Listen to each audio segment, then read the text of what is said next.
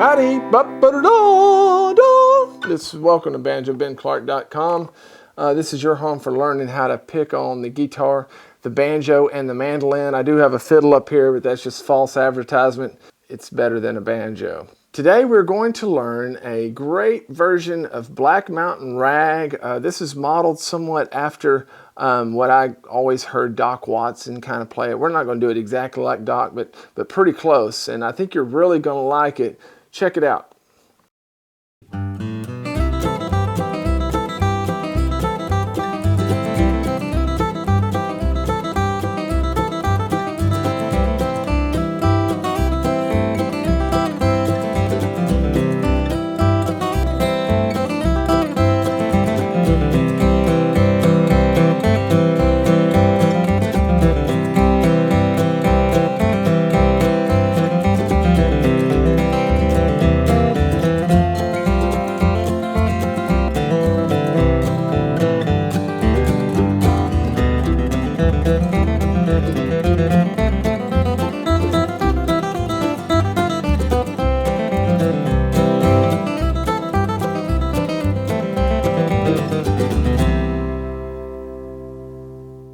There it was, Black Mountain Rag. I don't know where Black Mountain is, but I like the song that rags about it.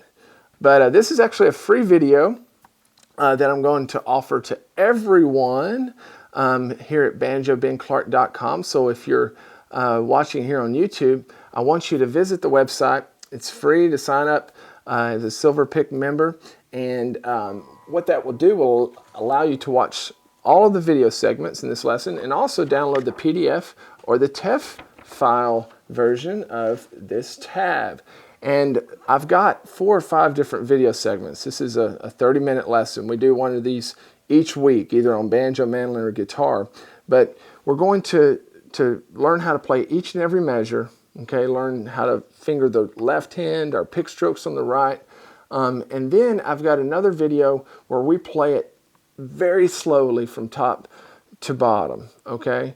So anybody can follow along. Then I've got 4 different speeds of rhythm tracks where I play behind you slowly, so you can work your way up, okay, from a very beginner, perhaps the first time you've listened to this song, all the way up to speed to the way that I just played it, okay? And I just wanted to offer that to you as a gift so you can see how I run business over there at BanjoBenClark.com. It is the best bang for your buck when it comes to learn how to play guitar, the banjo, or the mandolin. And it's all age appropriate for the most part.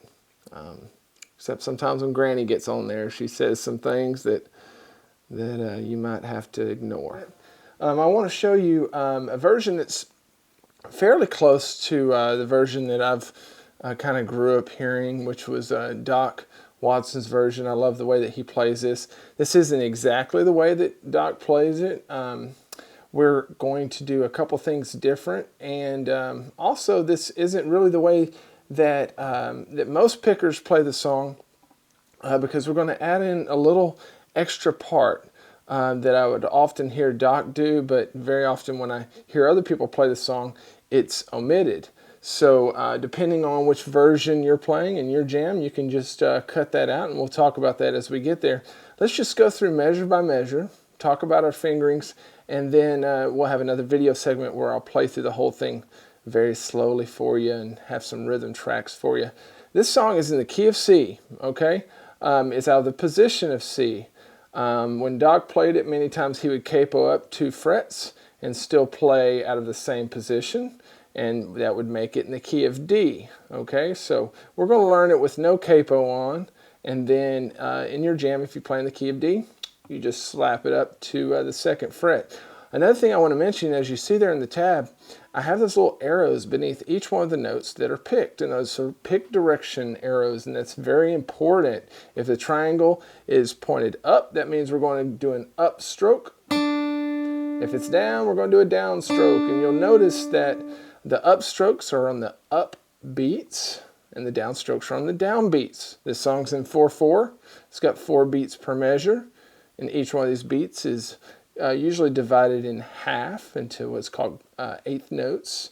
And so we've got there in that very first measure, we're going to come in on the very last half of the fourth beat, which is the upbeat of the fourth beat. That's why we see an up stroke there. And we're going to start with our ring finger on the 3rd fret of the B string, and we're going to slide to the 5th fret with an upstroke. I know it sounds kind of, or might feel kind of weird, but I want you to get in the habit of using correct pick strokes. Okay, so we're just going to slide right into that second measure. So if we were going to count this off, it would sound like 1 and 2 and 3 and 4 and 1.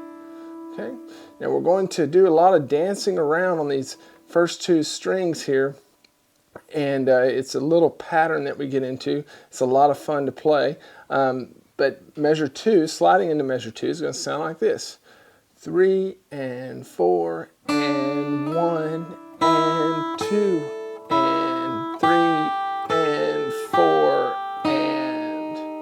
Okay, we're going to end on that 4th fret of the B string, and that is a slide, as you see there on the tab, into the 3rd measure, the 5th fret again.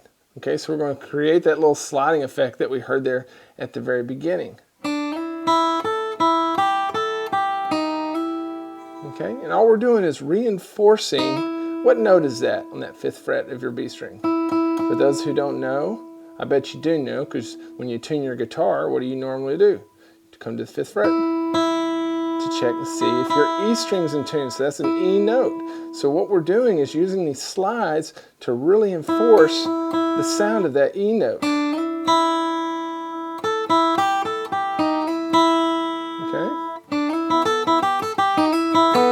Now one thing I'll also do is kind of swing this tune. Depends on how fast I'm playing it. If I'm playing it really fast, we don't really have time to swing it. But if it's at a moderate tempo, I'll kind of like to give it that little swing feel. You hear what I'm saying?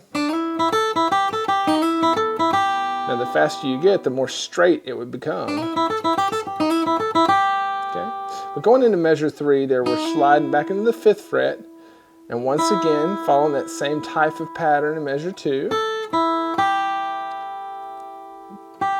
Continuing into measure 4, we have another slide. These are with our middle fingers on the 4th fret. And then this measure, measure 4, looks exactly like measure 2, except we're sliding in from the 4th fret. And slide in once more into measure 5. And we're going to wrap up this little phrase. So sliding into measure 5 would sound like this.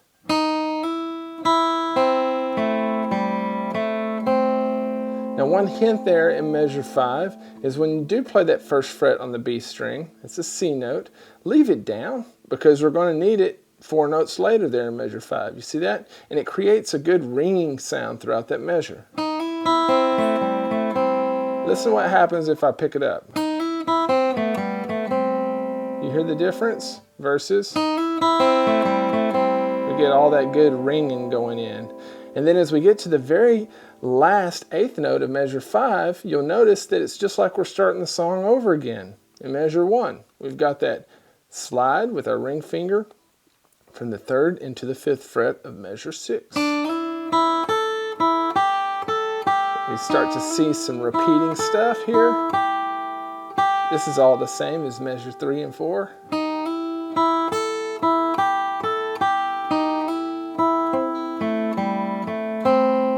Finished up what a lot of people would call the first time through the A part. On the tab there, I call that the A part by itself. And the chord progression for the B part that we're going to look at here starting in measure 10 is the same, but I'm going to call it a B part because it has an alternate melody. Yes, the chord progression is the same, so you could technically call it an A part as well, but we're going to change up the melody, and this is really cool. Now Doc, whenever he played this in measure 10,